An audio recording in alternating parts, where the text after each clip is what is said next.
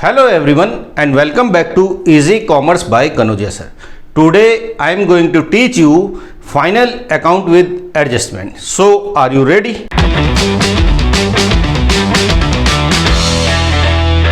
Final account with adjustment के अंतर्गत आज हम करेंगे क्वेश्चन नंबर 2। यह क्वेश्चन क्लास 10th के चैप्टर से लिया गया है। चलिए इसको शुरू करते हैं। ये आपके सामने क्वेश्चन है। सबसे पहले हम इस क्वेश्चन पेपर को पूरा पढ़ेंगे। देखिए सबसे पहले लिखा है रोकड़ हाथ में, रोकड़ बैंक में, देनदार करे। जो जो चीज़ें ट्रेडिंग या व्यापार अकाउंट में आएंगी उसको हम मार्क्स कर देंगे, निशान लगा देंगे करे। ये ट्रेडिंग अकाउंट में आएगा, प्रारंभिक रहते या ट्रेडिंग अकाउंट में आएगा, भवन नहीं आएगा, आंतरिक ढुलाई ट्रेडिंग अकाउंट में आएगा, विनियोग नहीं आएगा, किराया व कर नहीं आएगा, मजदूरी ट्रेडिंग अकाउंट में आएगा, विज्ञापन नहीं आएगा, भाड़ा क्रय पर ये ट्रेडिंग अकाउंट में आएगा। अगर यहाँ पे लिखा होता भाड़ा विक्रय पर तो ये प्रॉफिट एंड लॉस अकाउंट में आता। उसके पश्चात आप देखेंगे फिक्चर्स तथा फिटिंग, अशुद्ध ऋण, स्टेशनरी, विक्रय वापसी ट्रेडिंग अकाउंट में आएगा। और क्रेडिट साइड में आप देखेंगे विक्रय ट्रेडिंग अकाउंट में आएगा, क्रय वापसी ट्रेडिंग अकाउंट में आएगा। तो तलपट में हमने देख लिया कि कौन कौन सी चीज़ें ट्रेडिंग अकाउंट में आएगी। अब एडजस्टमेंट देखते हैं कि क्वेश्चन में एडजस्टमेंट क्या क्या दे रखा है। नीचे आप देखेंगे कि निम्नलिखित समाज योजनाएं भी कीजिए। ये लिखा हुआ है कि इस समाज योजनाएं का मतलब एडजस्टमेंट, आपको ये एडजस्टमेंट भी करना है। जैसे 31 मार्च 2006 को अंतिम रहतिया का मूल्य 45,000 रुपये था, तो ये ट्रेडिंग अकाउंट के धनी पक्ष में आता है, ये आएगा। किराया 200 रुपये देना बाकी था, ये नहीं आएगा। भवन पर 10% तथा फिक्चर्स पर 5% हरास लगाइए, ये भी नहीं आएगा। देनदारों पर 10% अशुद्ध ऋण संचिति कीजिए, ये भी नहीं आएगा। पूंजी पर 5% की दर से ब्याज की व्यवस्था कीजिए, ये भी नहीं आएगा। और कमीशन 125 रुपये अनुपार्जित है, ये भी नहीं आएगा। अब जो जो चीज़ें व्यापार खाते में आएंगी चलिए उसको करते हैं। सबसे पहले आप देखेंगे यहाँ ऊपर बीचों बीच हमें लिखना होता है कि ये किसका अकाउंट है। बीच में ये लिखना होता है in the books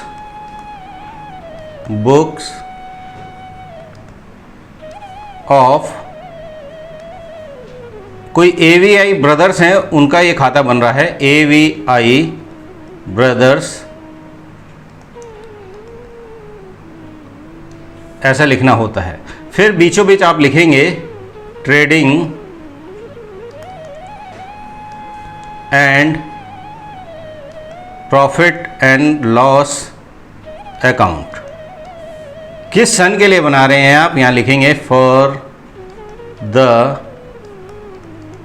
year ending on 31 मार्च 2006। ये इतनी चीज़ें आपको लिखनी होती हैं। उसके पश्चात फर्स्ट कॉलम आप देखेंगे, ये वाली साइड डेबिट होती है, DR जिसे हम शॉर्ट में लिखते हैं। ये वाली साइड क्रेडिट जिसे हम CR कहते हैं। फर्स्ट कॉलम पर्टिकुलर्स,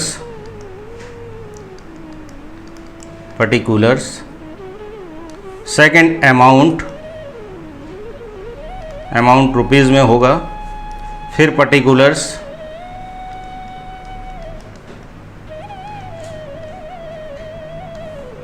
और फिर अमाउंट ये रुपीज़ में होगा। इतना काम करने के पश्चात अब हम सवाल को एक एक करके करेंगे और सॉल्व करेंगे।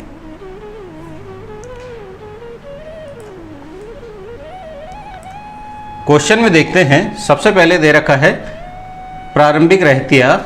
ये देखेंगे आप, सबसे पहले हमेशा प्रारंभिक रहतिया आता है 30,000, तो इसको लिखेंगे आप यहाँ पे टू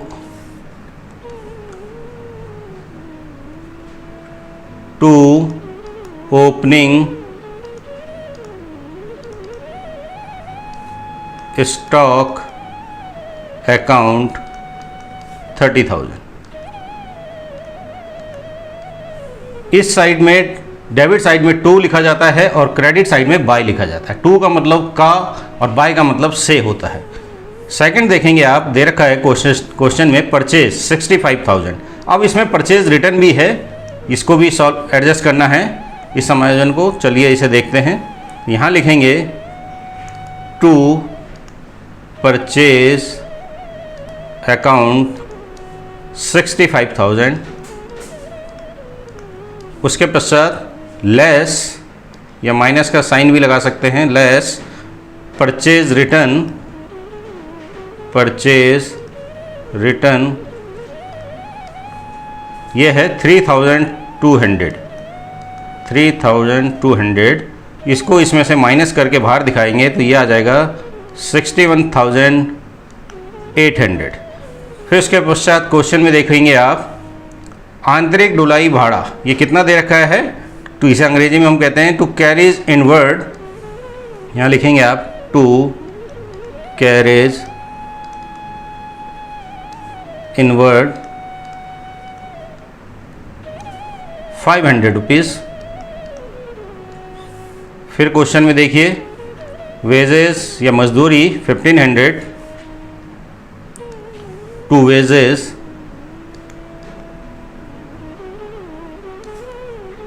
सबके आगे आप अकाउंट लिख देंगे, अकाउंट 1500 टू वेजेस लिखने के पश्चात फिर क्वेश्चन में देखते हैं अगले जो आइटम है वो दे रखा है भाड़ा क्रय पर, जिसे हम कहते हैं टू कैरेज।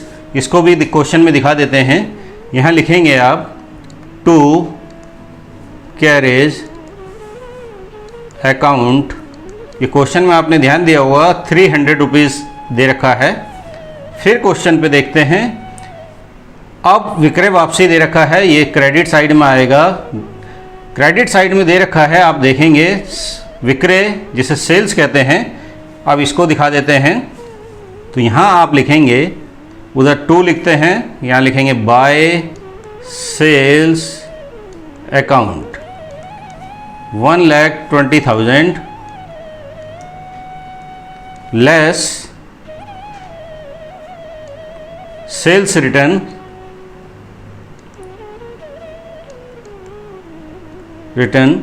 क्वेश्चन में देख लीजिए सेल्स रिटर्न कितना है। ये देखिए सेल्स रिटर्न यहाँ पे दे रखा है 2,000 रुपीज़। इसको माइनस कर देंगे इसमें से 2,000, ये हो जाएगा 1,18,000। फिर आप क्वेश्चन में देखेंगे कि क्लोजिंग स्टॉक नीचे दे रखा है। यहाँ पे ये देखिए 31 मार्च 2006 को अंतिम रहते का मूल्य 45,000 रुपीज़ था। इसको भी हमें क्वेश्चन में दिखाना होगा, तो यहाँ लिखेंगे आप बाय क्लोजिंग स्टॉक अकाउंट 45,000, यहाँ दिखा दीजिए 45,000। इस ढंग से एक एक आइटम को दिखाएंगे। अब दोनों आइटम को जोड़ लीजिए और ज़्यादा वाले में से कम वाले को घटा दीजिए। अगर हम इसे जोड़ेंगे तो क्रेडिट का जो जोड़ आएगा 1,63,000 आएगा। आप इसको जोड़ के देख लीजिए। और डेबिट का जो जोड़ आएगा वो आएगा 94,100 रुपीज़ आएगा। और इसमें से जब इसको माइनस करेंगे तो ये आ जाएगा 68,900 रुपीज़। ये जो आया ये हमारा कहलाता है to gross profit carried down. Carried down का मतलब आगे ले गए 68,900। और ये बिल्कुल आमने सामने टोटल लिखे जाते हैं, ऊपर नीचे नहीं होने चाहिए। ये इस ढंग से लिखा जाएगा तो ये दोनों एक बराबर होंगे 1,63,000। ये भी हो जाएगा 1,63,000। इस ढंग से ये हमारा बना है ट्रेडिंग अकाउंट। ट्रेडिंग अकाउंट बनाने के पश्चात अब हम देखते हैं कि व्यापार एवं लाभ हानि खाते में कौन कौन सी चीज़ें आएंगी। चलिए क्वेश्चन में चलते हैं और इसमें थोड़ा सा अलग कलर का निशान लगा लेते हैं जिससे हमें पता रहे कि ये चीज़ें व्यापार एवं लाभ हानि खाते में आएंगी। तो सबसे पहले आप देखेंगे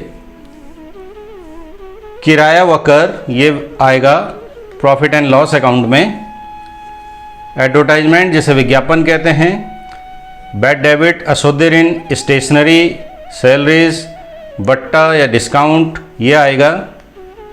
और धनी साइड में आप देखेंगे कमीशन, ब्याज, ये प्रॉफिट एंड लॉस अकाउंट में आएगा। एडजस्टमेंट क्या क्या है? किराए के 200 रुपये देने बाकी हैं, भवन तथा फिक्चर्स पर 5% डेप्रिसिएशन लगाना है, देनदारों पर 10% अशोध्य ऋण संचय कीजिए, पूंजी पर 5% की दर से व्यवस्था कीजिए और कमीशन के 125 रुपये अनुपार्जित है। अब इन एक आइटम को एक एक करके क्वेश्चन में एडजस्ट करते हैं। सबसे पहले दे रखा है किराया व कर, जिसे हम कहते हैं, यहाँ पे आप लिखेंगे, इसको थोड़ा एडजस्ट कर लेते हैं,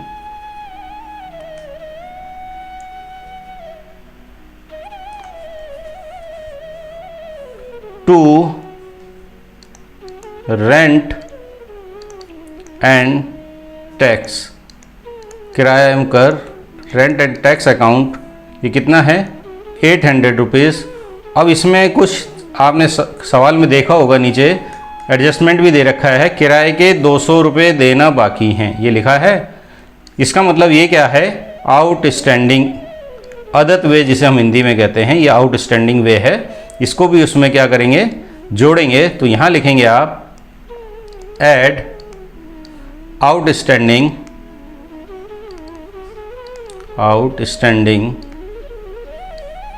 200 और ये हो जाएगा 1000 रुपीज़। उसके पश्चात फिर क्वेश्चन में चलते हैं और देखते हैं कि अगली चीज़ क्या है। एडवर्टाइजमेंट, जिसे हम कहते हैं विज्ञापन, इसको दिखाते हैं। तो यहाँ हो जाएगा टू एडवर्टाइजमेंट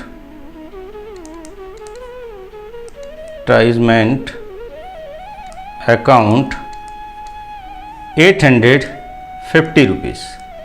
इस अगले आइटम देखते हैं। अगला है बैड डेबिट्स, जिसे हम कहते हैं हिंदी में अशुद्ध ऋण। अब इसको दिखा देते हैं क्वेश्चन में। तो आप यहाँ लिखेंगे टू बैड डेबिट्स और ये अंदर ही लिखेंगे 800 रुपीज़। ये अंदर हमने इसलिए लिखा, देखिए ये 800 हमने अंदर इसलिए लिखा क्योंकि नीचे कुछ एडजस्टमेंट दे रखा है। नीचे आप देखेंगे देनदारों पर 10% अशुद्ध ऋण संचिति कीजिए।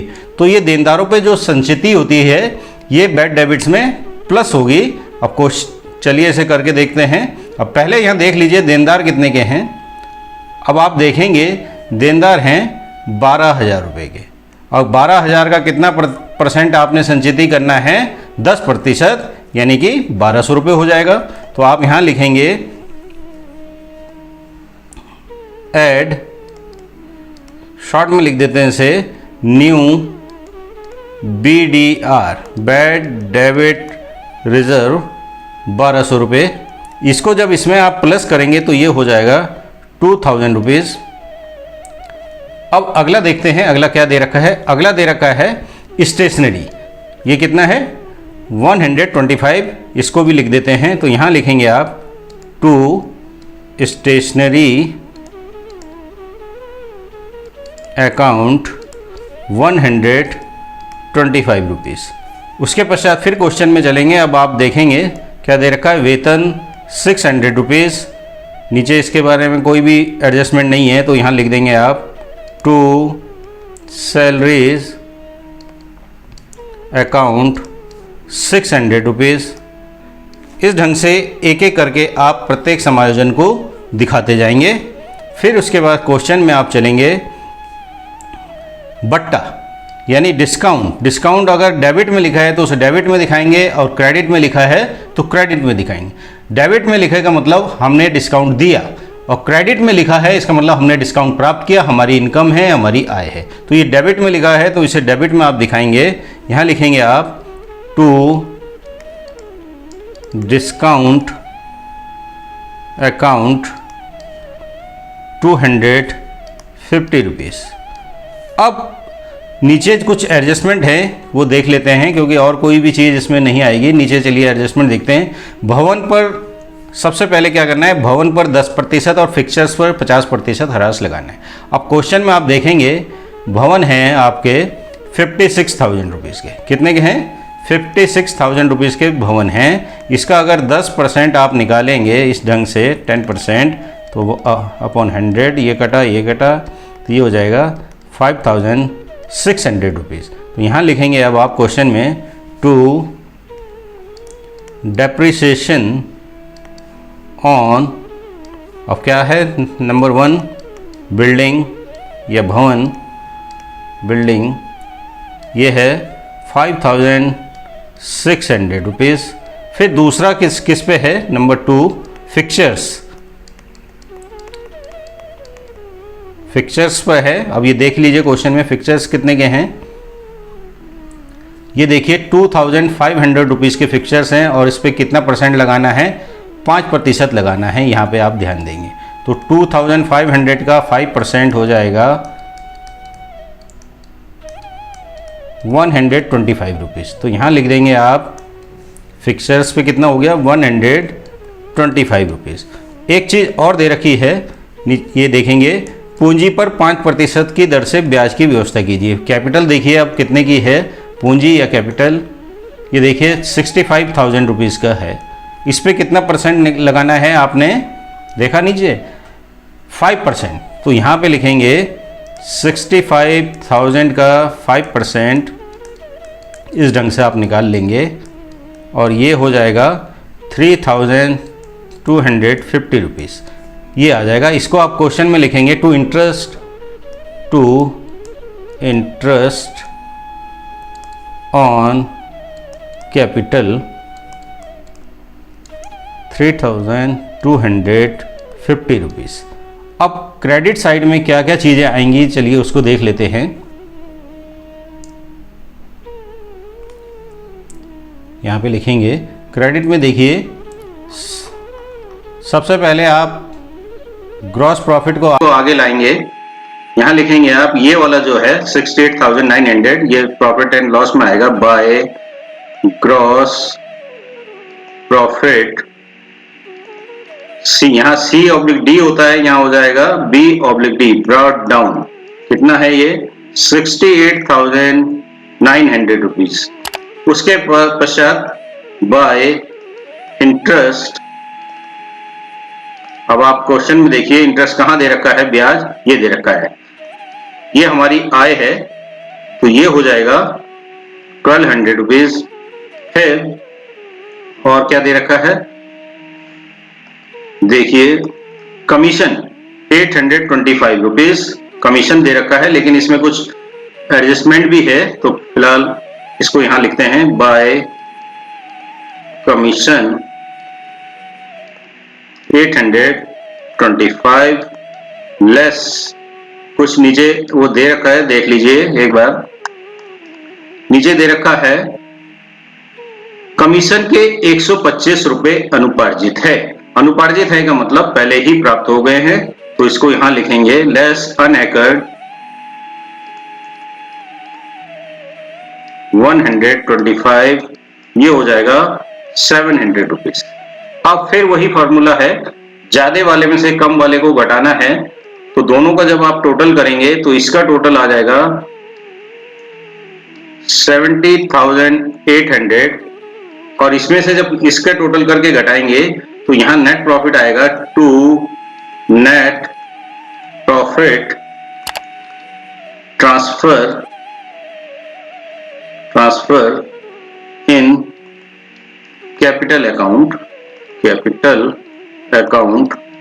57,000, ये आ जाएगा 57,000 और इसको इसके बराबर कर देंगे, ये हो जाएगा 70,800। इस ढंग से हमारा प्रॉफिट एंड लॉस अकाउंट बना। ट्रेडिंग अकाउंट और प्रॉफिट एंड लॉस अकाउंट बनाने के पश्चात अब हम बनाते हैं बैलेंस शीट। तो क्वेश्चन में चलते हैं और देखते हैं लायबिलिटीज में क्या क्या आएगा और एसेट्स में क्या क्या आएगा। सबसे पहले आप क्वेश्चन में चलेंगे और देखेंगे यह है रोकड़ हाथ में, एक एक एडजस्टमेंट को एडजस्ट करते चलते हैं। रोकड़ हाथ में ये हमारी एसेट्स है, संपत्ति है, तो ये कहाँ आएगा, एसेट साइड में आएगा और लिखेंगे हम कैश इन हैंड 2,500 रुपीज़। फिर आप क्वेश्चन में देखेंगे रोकड़ बैंक में 8,000 रुपीज़। तो यहाँ लिखेंगे आप cash in bank, cash in bank 8,000 rupees. इसको कैश एट बैंक भी लिख सकते हैं। उसके पश्चात आप नीचे चलेंगे, देखेंगे देनदार, ये दे रखा है, देनदार 12,000 के दे रखे हैं, तो इसको अंग्रेजी में हम कहते हैं डेबिटर्स। तो यहाँ लिखेंगे आप डेबिटर्स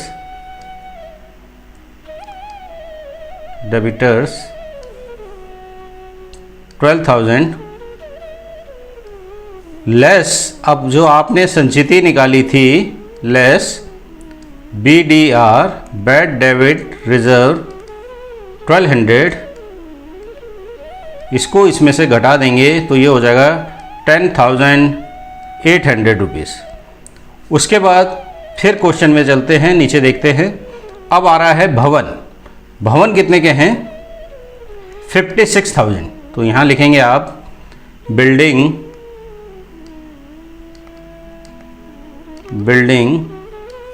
56,000। इसमें कुछ हमने डेप्रिसिएशन निकाला था, ह्रास निकाला था, उसको इसमें से घटाएंगे, लेस डेप्रिसिएशन, मैं शॉर्ट में लिख रहा हूँ, टाइम की बचत हो जाएगी। 5600 जो हमने प्रॉफिट एंड लॉस में निकाला था, इसको इसमें से घटाएंगे तो ये हो जाएगा 50,400।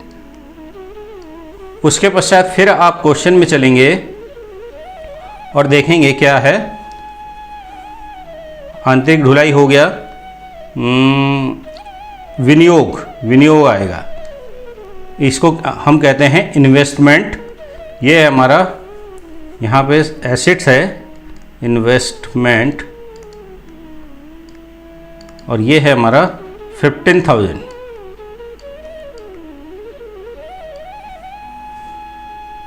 फिर आप क्वेश्चन में चलिए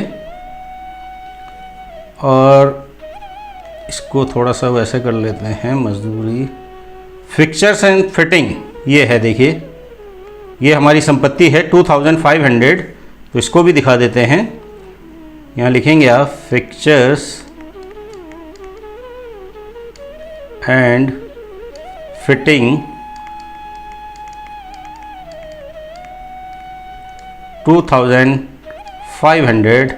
इसमें जो आपने डेप्रिसिएशन निकाला था, लेस डेप्रिसिएशन, ह्रास हमेशा घटाया जाता है, 125, ये इसमें से जब लेस कर देंगे तो ये हो जाएगा 2,375। इस ढंग से आप दिखाते चलेंगे। फिर आगे चलिए, अब सबसे पहले आप लायबिलिटी साइड में क्या दिखाएंगे?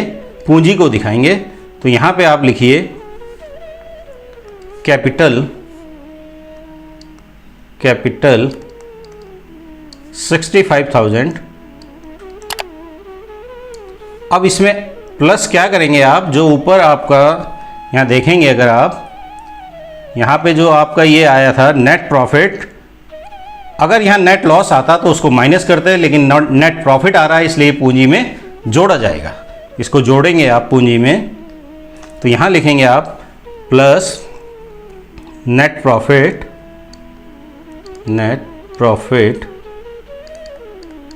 57,000।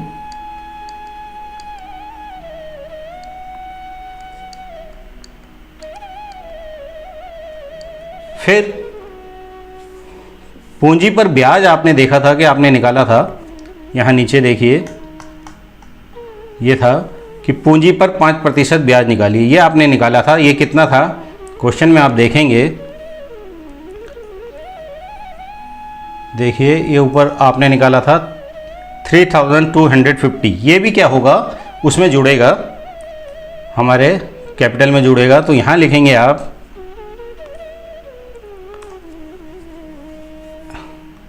Plus interest on capital 3,250 rupees, इसको जोड़ देंगे तो ये हो जाएगा 1,25,250 रुपीज़। अब क्वेश्चन में फिर चलिए और देखिए क्या दे रखा है। आप देखेंगे यहाँ आहरण दे रखा है। आहरण वह चीज़ होती है जो व्यापारी अपने निजी खर्च के लिए व्यापार से पैसे को निकालता है और अपने खर्चे में लाता है। तो इसको क्या करेंगे हम, इसको हम घटा देंगे। लेस ड्राइंग्स या आहरण इसे हम हिंदी में कहते हैं, ड्राइंग्स 2500, और ये घटाने के पश्चात आप सीधा बाहर दिखा देंगे 1,22,750 रुपीज़, ये हमारी कैपिटल हुई। फिर आप देखेंगे क्वेश्चन में क्रेडिटर्स दे रखा है। क्रेडिटर्स ये है 10,000 रुपीज़।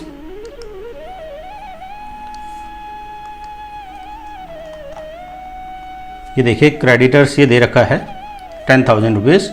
फिर उसके पश्चात देय विपत्र 1,000 रुपीज़, जिसे हम बिल्स पे बिल कहते हैं, इसे शॉर्ट में लिख देते हैं बिल्स पे बिल 1,000, और आउटस्टैंडिंग रेंट जो था, रेंट 200 रुपीज़। अनुपार्जित आय, अनएकर्ड इनकम जो थी, जिसे हमने समायोजन में देखा था, अनएकर्ड कमीशन, इनकम नहीं कमीशन था, ये 125। लास्ट में यहाँ आएगा बाय क्लोजिंग स्टॉक, ये हो जाएगा 45,000। क्लोजिंग स्टॉक दो जगह आता है, ट्रेडिंग अकाउंट में और बैलेंस शीट में। इन दोनों को जब आप अलग अलग जोड़ेंगे, दोनों का टोटल 1,34,075 रुपीज़ आएगा। आप इसे जोड़ के देख लेना, क्योंकि अगर मैं जोड़ूंगा तो वीडियो बहुत लंबा हो जाएगा, तो आप इसे जोड़ के देख लें। ये यदि हमारा बैलेंस शीट का टोटल मिल गया है तो समझिए कि हमारा पूरा सवाल सही है। इस ढंग से हम समायोजन वाले सवालों को करेंगे, एडजस्टमेंट वाले क्वेश्चन को करेंगे। Thank you very much. Stay home, stay safe. Thank you for watching this video. Like and subscribe this channel. Stay home, stay safe. Thank you very much.